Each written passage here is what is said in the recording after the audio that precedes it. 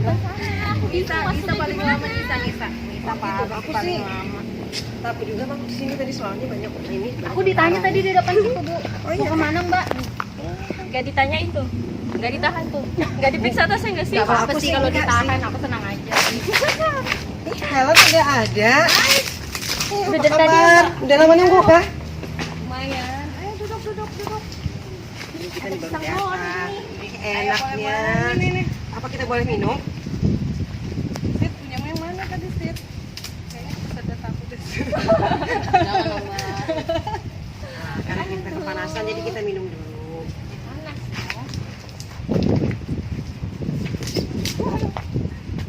Kita ngerjain tugasnya Pak Wahyu manajemen keuangan syariah. Apa itu ya? Oh itu, tadi banyak money. Oh iya, gimana tuh kira-kira ya? Aduh, aku juga nggak ingat. Ada yang bisa jelasin kan? Mbak Siti tahu nggak? Mbak, Atau Mbak Mbak yang Rita yang tahu. bisa tahu nih?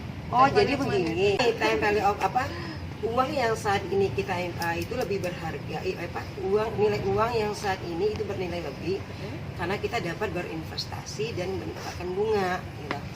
Kemudian kalau menurut konsep time value of money, nilai uang itu akan pasti turun dengan bertambahnya waktu.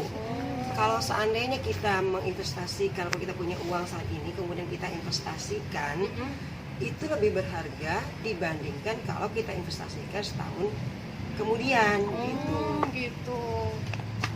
Iya, jadi itu ada faktor lain tuh yang mempengaruhi nilai waktu uang. Apaan tuh? Misalnya kayak tingkat inflasi, terus suku bunga bank, terus kebijakan pemerintah kayak pajak. Ada lagi sih, cuman itu aja yang aku tahu. Oh iya, setauku juga konsep perhitungannya itu ada deh. Konsepnya itu kalau time value of money kalau nggak salah future value dan present value. Oh, misalnya gini ya. Kalau misalnya tingkat inflasinya 10% ya, kita anggap aja kita beli pisang goreng 10.000. Di tahun ini kita bisa dapat 5 biji nih. Tapi kalau kita beli pisang goreng harga 10.000 di tahun depan, mungkin bisa jadi dapat 4 biji atau 3 biji aja kali ya. Iya. Ya itu. Hitungannya gimana itu? Nah, kalau future value itu nilai uang di masa yang akan datang. Jadi nilai uang masa yang akan datang kita terima dari uang yang kita investasikan sekarang dengan memperhitungkan tingkat bunga selama periode waktu tertentu. Nah, rumusnya tuh kayak gini nih.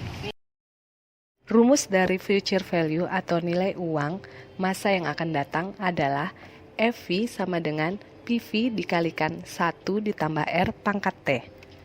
Yang mana diketahui FV adalah future value atau nilai yang akan datang, PV adalah present value atau nilai saat ini, R adalah tingkat suku bunga, dan T adalah jangka waktu. Nah, kalau present value itu uang yang sekarang dari nilai uang yang kita investasikan, dari uang yang kita terima di masa yang akan datang. Nah, rumusnya tuh juga kayak gini nih. Rumus dari present value atau nilai uang saat ini adalah PV sama dengan FV dibagi 1 tambah R pangkat T.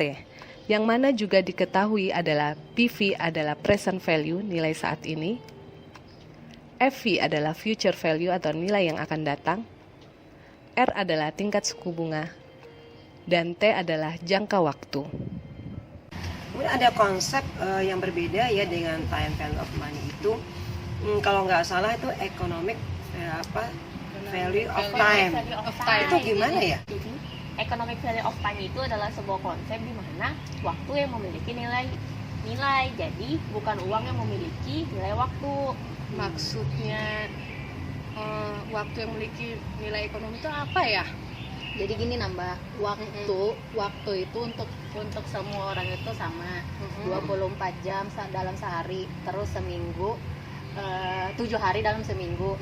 Nah, yang bedain nilai waktu orang sama orang lain itu cara memanfaatkannya aja secara efisien. Gitu. Oh, paham.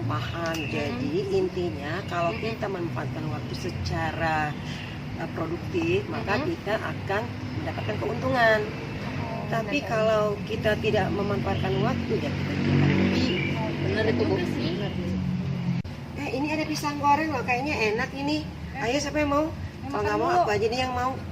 Aku masih kenyang, tadi aku bisa makan. Kamu Aku bungkus aja nanti. Oke. Ngomong-ngomong, ada yang tahu nggak konsepnya gimana itu economic value of time? Oh gini, jadi konsep yang digunakan itu adalah konsep bagi hasil. Tadi sih aku barusan searching di Google. Jadi misalnya nih contoh dalam menghitung risiko bagi hasil di bank syariah. Jadi kalau misalnya kita itu dalam penentuan nisbahnya itu return on capital itu harus kita perhitungkan.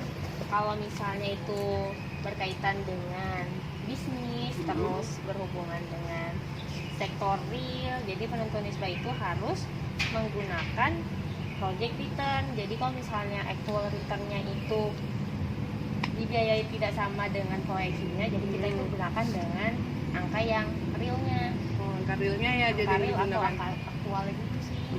Gitu.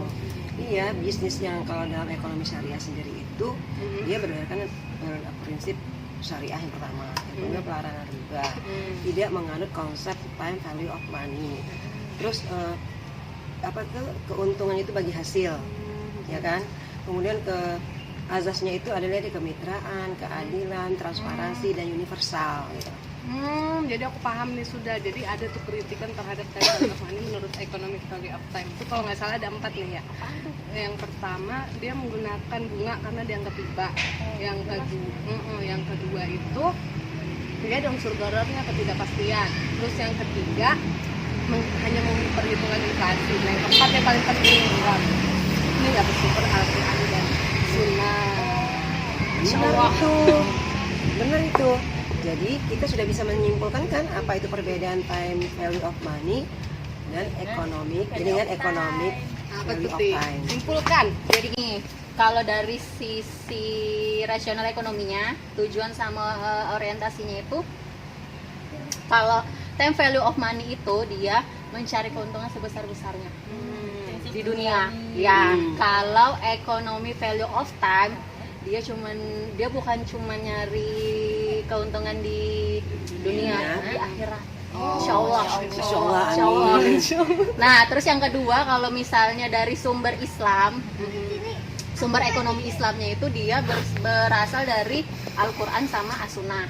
Nah, kalau misalnya ekonomi konvensional itu dari hal-hal yang bersifat apa tadi tuh aku searchingnya, positivistik. Terus yang ketiga, Islam itu agama kita nih itu lebih menekankan need daripada want. Karena need itu lebih bisa diukur daripada want. Iya benar-benar. Gitu. Jadi kita sudah paham semua kan? Jadi kalau menurut ekonomi syariah itu perhitungan diskon rate itu masih dibenarkan. Nah, ini nih perbedaannya diskon rate dan interest rate menurut pandangan ekonomi syariah. Kayak gini nih guys. Perbedaan interest rate dengan diskon rate menurut ekonomi konvensional dan ekonomi syariah. Certainty return. Menurut ekonomi konvensional, interest rate ditentukan oleh 1. Preferensi current consumption atau pemilihan preferensi saat ini. 2. Expected inflation atau inflasi yang diharapkan. Menurut ekonomi syariah, keuntungan dalam jual beli atau sewa secara bayar ditangguhkan ditentukan oleh 1. Tingkat keuntungan setiap kali transaksi. 2. Frekuensi transaksi dalam satu periode. Uncertainty return, menurut ekonomi konvensional, diskon rate ditentukan oleh 1. Preferensi current consumption atau pemilihan preferensi saat ini. 2. Expected inflation atau inflasi yang diharapkan. 3. Premium for uncertainty, dengan kata lain, actual return dipaksakan harus sama dengan expected return-nya. Sedangkan menurut ekonomi syariah, diskon rate ditentukan oleh 1. Diskon rate ditentukan atas dasar harapan keuntungan atau expected return dan digunakan untuk menggunakan nisbah bagi hasil. 2. Bagi hasil yang harus dibayar adalah nisbah dikalikan dengan pendapatan.